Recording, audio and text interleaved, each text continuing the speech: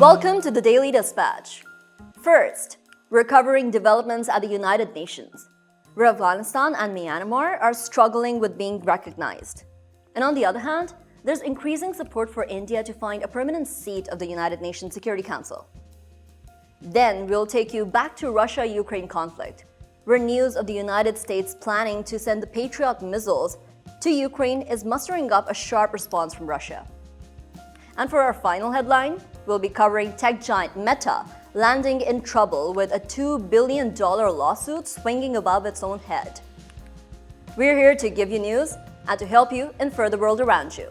I'm Tayyaba Nisar, and here is your Daily Dispatch.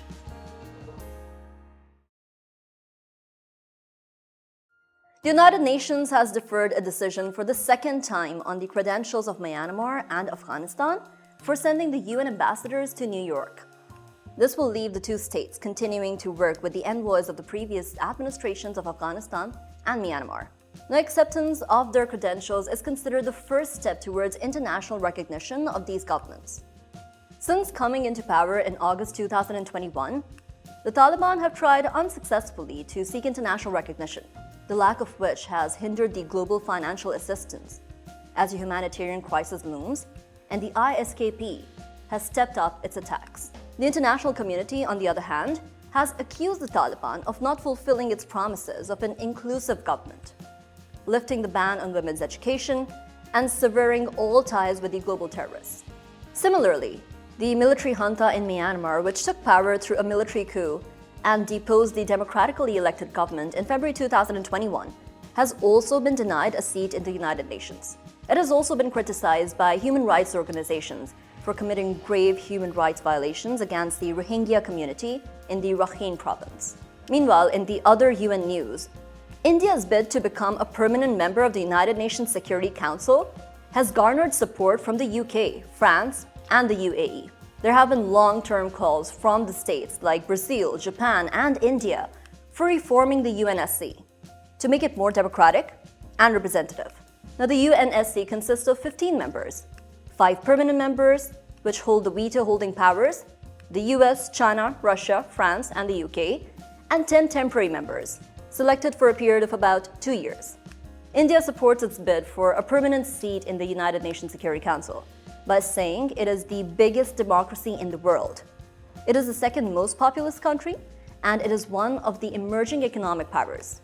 However, some skeptics who oppose India's case for a permanent seat at the UNSC point towards India's poor human rights record, unsettled disputes with its neighbor Pakistan, including the dispute of Jammu and Kashmir, which has been considered one of the nuclear flashpoints, as well as concerns regarding the persecution and violations of the rights of minorities in parts of India.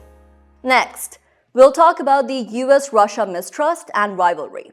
The deputy chairperson of Russia's Security Council, Dmitry Medvedev, has said that Patriot missile defense systems would be legitimate targets if supplied to the Ukraine. Now, the US is planning to send these Patriot missile systems to Ukraine to bolster Kyiv's military capability to intercept the Russian long-range missiles. Ukraine has repeatedly asked its Western allies to provide it with advanced defense systems. Recently, the G7 states pledged to offer more military support to the Ukraine, including the missile defense systems. Kyiv has received air defense systems, the IRIS-T, and the National Advanced Surface Air Missile System from Germany and the US, respectively. Now, the decision to send the Patriot missile systems comes in the wake of increasing aerial attacks by Russia and Ukraine, hitting military targets and infrastructure. Half of Kyiv's energy infrastructure has been damaged, plunging large parts of the city into darkness, while Ukraine has hit key Russian bases hosting its fleet of strategic bombers. As winter sets in, it is expected that ground combat operations will slow down, and the war's focus will shift to air, with drones, long-range missiles, and advanced missile defense systems playing a more significant role in the war. As the Russia-Ukraine war grinds on, it has been more than 300 days since it started with no ceasefire on the horizon. The transfer of the Patriot missile systems may escalate the situation. On to our other dispatch now. A lawsuit has alleged that Facebook's algorithm helped incite violence and tensions during the Ethiopia's civil war. The lawsuit was filed in Nairobi, which hosts a content moderation hub of Meta, by two Ethiopian researchers and Kenyan rights group activist and institute, Tayyaba.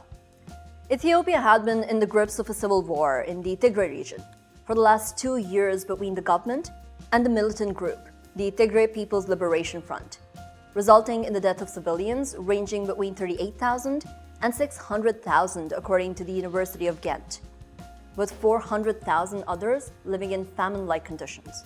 The conflict started in November 2020, following a political dispute in which the federal and the regional Tigray government declared each other illegitimate. Although a peace deal was signed last month, tensions still persist. One of the plaintiffs, Abreha Mereg, claims his father was killed after hateful posts against him, which were shared on Facebook. Mereg says he immediately reported them to Facebook, but it declined to take prompt action.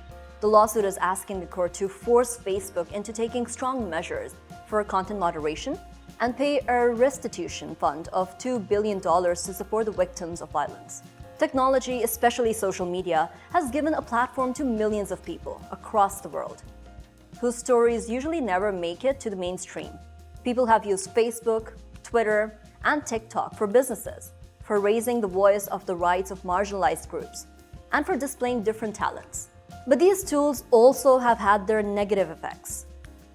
Facebook documents leaked by the company's whistleblower, Frances Haugen, show how Facebook has been used to stoke violence against the minorities, promote hate speech, disseminate inflammatory content, and provoke deadly violence. A Wall Street Journal report found that the inflammatory content coincided with riots against the minorities. With the penetration and easy accessibility of technology, and the overflow of information and their potential effects on the communities and societies, the need for fact-checking and content moderation could not be more urgent. It's time now to head for brief summaries of today's other headlines. Previous dispatches have been keeping you up to date with the developments of Peru as it goes through a political turmoil. In the most recent update, Peru has announced a 30-day countrywide state of emergency, with acts of vandalism and violence being recorded through the ongoing protests. The defense minister granted special powers to the national police and the armed forces to curb the chaos. The widespread and occasionally violent protests broke out after the former president, Pedro Castillo, was arrested after attempting to dissolve the parliament, and was later charged with rebellion and conspiracy. Prosecutors are currently seeking an 18-month pre-trial detention period, while Castillo has rejected the accusations and said he was being unjustly and arbitrarily detained. As Castillo supporters take to the streets in violent demonstrations, this state of emergency will restrict citizens' freedom of gathering and movement across the entire country, as well as grant police and authorities the right to search people's homes without the permission or judicial order. Stay tuned to the dispatch for more updates as the situation in Peru unfolds. Our next news item takes you to the United Nations, where Iran has been expelled from its women rights body, the United Nations Commission on the Status of Women. It's good to remember these protests erupted throughout Iran after 22-year-old Mahsa Amini died after being detained in the police custody back in September. She had been arrested for not following the dress code by the morality police, which has since then been disbanded. There has been a strong crackdown from the government against these anti-government protests. 2 arrested protesters have been executed so far, with one of them being convicted of killing 2 security officers. And this resolution at the UN was moved by the United States, alleging that the protests in Iran are being repressed by the government. The 54-member UN Economic and Social Council voted to adopt the US-led resolution, with 29 countries voting in favor, citing violations against women and their rights by the government. Iran expressed disappointment over this decision, stating that this would set an unwelcome precedent.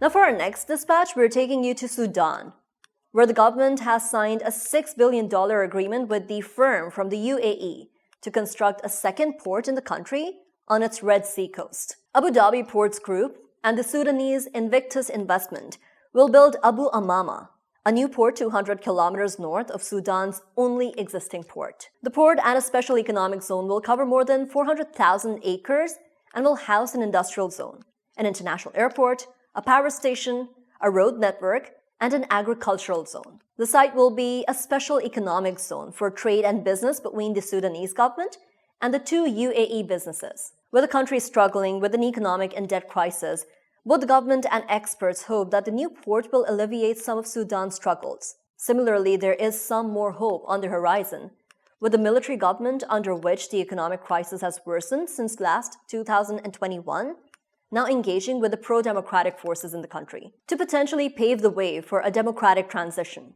And lastly, following on from our story on TikTok from last week, things seem to have kicked up a notch. In the latest news about Chinese technological companies, the US Senate has passed a bill that prohibits the federal employees from using TikTok, a Chinese-owned short video app, on the government-issued devices. Now, the bill was unanimously voted upon by the Senate and will now have to be approved by the House of Representatives to become a law. In the past 2 weeks, at least 7 US states have barred their public employees from using TikTok on the government devices, while Indiana recently filed 2 lawsuits against TikTok for misrepresenting the age-appropriate content. Reports of TikTok allegedly spying on users' data have been frequenting in the Western media over the past several months. And with the tech wars between the world's great powers heating up, we're likely to see some more regulation and policy making from both the US and China, geared towards gaining the upper hand as the technological leader of the world. Chip manufacturing, mobile companies, 5G technology, software, as well as artificial intelligence and machine learning are already areas of contention as the 2 global giants lock horns. And from here on, things look like they're only going to get more competitive. That's all, folks. We'd be happy to receive your feedback and suggestions. We'll be back tomorrow with more bite-sized news that keeps you up to date with what's going on in the country, the region, and the globe. I'm Tayyaba Nisar Khan, and this was your Daily Dispatch.